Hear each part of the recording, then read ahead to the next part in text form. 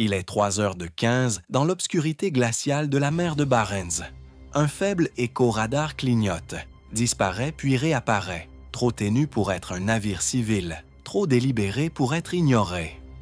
Bien au-dessus, une patrouille norvégienne de F-35 le verrouille et transmet silencieusement ses données au commandement de l'OTAN. Dans les profondeurs, une autre présence rôde, un sous-marin russe de classe Belgorod, le plus grand engin sous-marin jamais construit. Armé de torpilles nucléaires. Poséidon, c'est une arme conçue pour réécrire la guerre navale. À la surface, le porte-avions britannique HMS Queen Elizabeth navigue avec son groupe d'escorte, sans savoir qu'une ombre potentiellement catastrophique pourrait le suivre. Les frégates de l'OTAN ajustent leurs arcs de patrouille. Un avion de patrouille maritime Atlantique 2 français décolle à l'improviste, ses moteurs rugissant dans la nuit arctique. Dans les salles de commandement de Bruxelles à Washington, les questions sont aussi glaçantes que le vent du Nord. Le Belgorod pourrait-il déployer une torpille autonome Poséidon sans être détecté? Un seul sous-marin pourrait-il menacer tout un groupe aéronaval sans faire surface? Et si ce n'était pas seulement un exercice, mais une sonde délibérée, à quel point sommes-nous proches d'une erreur aux conséquences apocalyptiques? La stratégie russe est claire. Si sa flotte de surface vieillissante ne peut rivaliser face à face avec les porte-avions de l'OTAN, ses sous-marins peuvent faire pencher la balance depuis les profondeurs. La taille du Belgorod lui permet de transporter plusieurs véhicules sous-marins non habités, y compris des drones espions capables de sectionner des câbles de communication sous-marins. Sur l'échiquier de l'Arctique et de l'Atlantique Nord, ce n'est pas seulement un jeu de provocation, c'est une préparation. Chaque manœuvre, chaque ping de sonar, chaque signal radio intercepté alimente la tension croissante sous la nuit polaire. Ainsi, au lieu de tenter d'égaler l'OTAN navire par navire en Méditerranée, Moscou mise sur un autre type de pression, l'infiltration sous-marine à longue portée. Des chasseurs invisibles glissant au-delà des points d'étranglement et menaçant le flanc sud de l'Europe.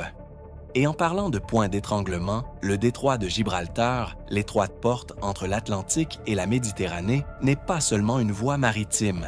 C'est un goulot d'étranglement qu'un amiral sait pouvoir changer un conflit du jour au lendemain.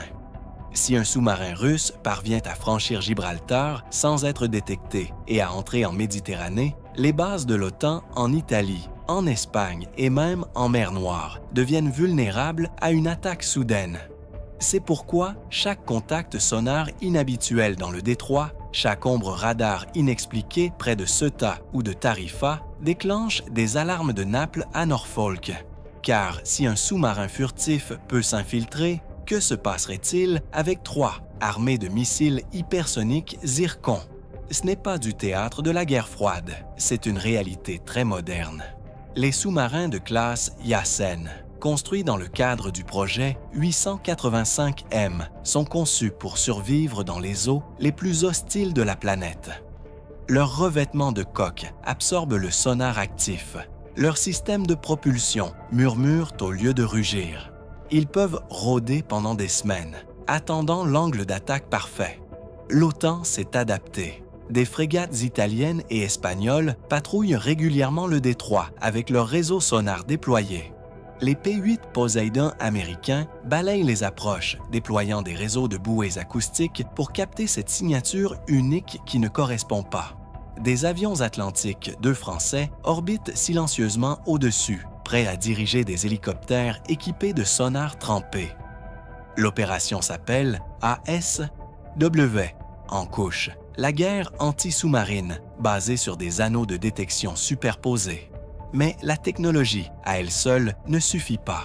Les opérateurs sonars vétérans parlent d'un 6e sens, une intuition affinée après des années à écouter le bruit de fond de l'océan. Un écho ténu déplacé, un changement dans les couches thermiques, même une mouette soudainement effrayée peut déclencher une chasse. Les planificateurs de l'OTAN savent qu'un seul sous-marin russe en Méditerranée n'a pas besoin de tirer un seul missile pour modifier l'équilibre. Il lui suffit d'être là, invisible, forçant tous les autres à réagir. Soutenez les marins qui risquent tout pour que nous puissions vivre en paix. Abonnez-vous et partagez. Au début de 2025, les exercices Cold Wave de l'OTAN poussèrent les tactiques anti-sous-marines plus loin que jamais. Menées sous des cieux arctiques où le soleil effleure à peine l'horizon, ces manœuvres simulèrent non seulement la détection, mais aussi la survie face aux menaces sous-marines de dernière génération. Imaginez qu'il soit 2h15, quelque part à l'est du Groenland. La température est négative et la mer n'est qu'une étendue glacée et agitée. Bien en dessous, un sous-marin russe de classe Yasen glisse en silence, sa coque noire se fondant dans l'abîme. Ce n'est pas un scénario hollywoodien, c'est exactement le cadre pour lequel planifient les commandants de l'OTAN. Le Yasen ne fait pas que progresser, il guette. Il n'utilise que le sonar passif, chaque système réglé sur le silence. Son équipage connaît le risque. Une seule erreur et chaque navire dans un rayon de 100 milles pointera ses capteurs vers eux. En surface, l'USS Thomas Hodner, un destroyer de classe Harley Burke, détecte la plus légère anomalie. Une signature acoustique presque imperceptible. Ce n'est pas une confirmation, mais c'est suffisant. Les ordres sont immédiatement donnés.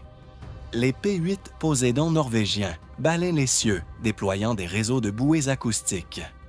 Les hélicoptères Merlin britanniques décollent d'une frégate proche, plongeant leurs sondes sonars dans les eaux sombres. Au-dessus de tout cela, des drones en orbite basse transmettent des données thermiques, traçant des grilles invisibles sur l'océan. En quelques minutes, ce qui était auparavant une mer ouverte devient une zone de destruction en couches. Pour le commandant du sous-marin, c'est une partie d'échecs jouée dans l'obscurité totale. Il calcule des solutions de tir, croise des relevés sonars et pèse le risque d'exposition. Sur le papier, il a le groupe aéronaval le plus avancé du monde dans sa ligne de mire. Mais la réalité intervient.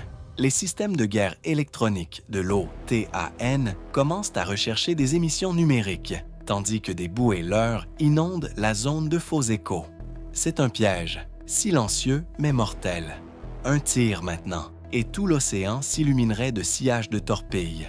Le sous-marin se retire, plongeant plus profondément sous une couche thermique. Aucune arme n'est tirée, aucun gros titre. Juste un rappel que la puissance navale moderne ne concerne pas des batailles spectaculaires, mais une pression constante, des avertissements silencieux et des frontières invisibles. Dans le monde actuel, la guerre sous les flots ne commence pas par une explosion. Elle commence par un unique ping qui dit « Nous te voyons ». Elle ne commence pas toujours par une torpille. Parfois, le premier tir est une ligne de code. À la mi-2025, à peine quelques jours après qu'un sous-marin russe de classe Yasen M eut terminé une patrouille silencieuse près des côtes de Norvège, un collectif cybernétique anonyme divulgua une réserve de données volées, communications chiffrées, failles dans des logiciels de navigation et même des fragments de signatures acoustiques liés à plusieurs navires russes. Ce qui avait commencé comme une patrouille de routine devint soudain un incident mondial. Les analystes de la défense avertirent que ce n'était pas seulement de l'espionnage, c'était un compromis opérationnel. Si les systèmes de guidage d'un sous-marin d'attaque nucléaire peuvent être vulnérabilisés une fois, alors aucune flotte n'est réellement invisible. Les stratèges militaires parlent désormais de conflit hybride sous-marin, un domaine où la furtivité rencontre le logiciel. C'est un nouveau type de champ de bataille où le faible ping d'un sonar n'est qu'une couche de détection, où les malwares, les signaux GPS falsifiés et les satellites de surveillance propulsés par l'intelligence artificielle peuvent révéler la position d'un sous-marin avant qu'un seul périscope n'émerge à la surface. Et la pression n'est pas seulement entre l'OTAN et la Russie. La flotte en eau profonde croissante de la Chine a été aperçue menant des exercices cybernétiques parallèlement à des tirs réels de torpilles. En mer du Japon, des navires de guerre russes et chinois simulèrent récemment la chasse à un intrus fantôme. De l'autre côté du Pacifique, les sous-marins balistiques de classe Ohio américains changèrent silencieusement de position, un déploiement non annoncé qui en disait long. Nous pouvons atteindre n'importe où et nous sommes attentifs. Abonnez-vous pour suivre des histoires d'héroïsme silencieux qui sauvent des vies chaque jour. L'idée n'est pas nouvelle. L'histoire offre des rappels sombres. En mars 1984, le sous-marin soviétique K-314 entra en collision, de façon célèbre, avec l'USS Kitty Hawk dans le Pacifique, un moment d'erreur de calcul qui aurait pu déboucher sur quelque chose de bien pire. La leçon alors, comme aujourd'hui, est que les océans sont surpeuplés et que les marges d'erreur sont extrêmement étroites. Aujourd'hui, ces marges sont encore plus fines, car les erreurs pourraient y provenir non pas d'un opérateur sonar distrait, mais d'un algorithme compromis ou d'un mot de passe volé. Dans cette partie d'échecs silencieuse sous les vagues, l'équilibre des forces ne dépend plus seulement de qui possède la torpille la plus rapide ou l'hélice la plus silencieuse. Il dépend de qui peut contrôler l'information, de qui peut voir sans être vu ou effacer des traces à la fois dans l'eau et dans le code. Et dans le climat géopolitique volatile de 2025, la première brèche pourrait ne pas illuminer les écrans radars ni les flux satellitaires. Elle pourrait simplement clignoter, dans un centre de données, un tremblement numérique qui met les flottes en alerte maximale avant même que le monde ne s'en aperçoive. L'incident du Kitty Hawk remonte à des décennies, mais sa leçon n'a pas disparu. L'océan est implacable et une seule erreur peut frôler dangereusement la catastrophe. En 1984, ce sous-marin soviétique K-314 était armé d'armes nucléaires et pourtant, le monde n'a guère remarqué le quasi-désastre. Avançons jusqu'en 2025 et les sous-marins sont plus silencieux, plus rapides et équipés d'armes capables de traverser des continents en quelques minutes. Missiles hypersoniques, torpilles avancées et revêtements furtifs font désormais de l'océan profond une ligne de front invisible pour la plupart du monde. Les sous-marins modernes ne se contentent pas de suivre les groupes aéronavals. Ils se glissent à travers les réseaux sonars, traquent les routes de patrouille et mettent à l'épreuve les nerfs de flottes entières. Pour les marines occidentales, chaque faible ping sonar dans le passage Jiyuk ou en mer de Chine méridionale n'est pas de la paranoïa.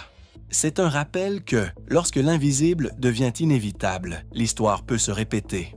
Un seul faux mouvement pourrait déclencher une réaction en chaîne à travers les continents, avant même que les dirigeants aient le temps de réagir. Et maintenant, avec la guerre cybernétique en jeu, le champ de bataille s'est élargi au-delà des coques d'acier et des bouées sonars. Un système de guidage piraté ou un capteur corrompu pourrait transformer une patrouille en provocation ou un exercice d'entraînement en incident international.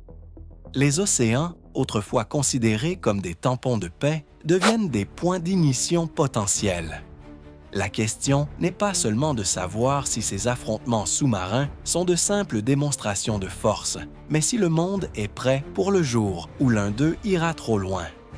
Voici donc la vérité inquiétante. Le silence sous les vagues n'est pas toujours synonyme de paix.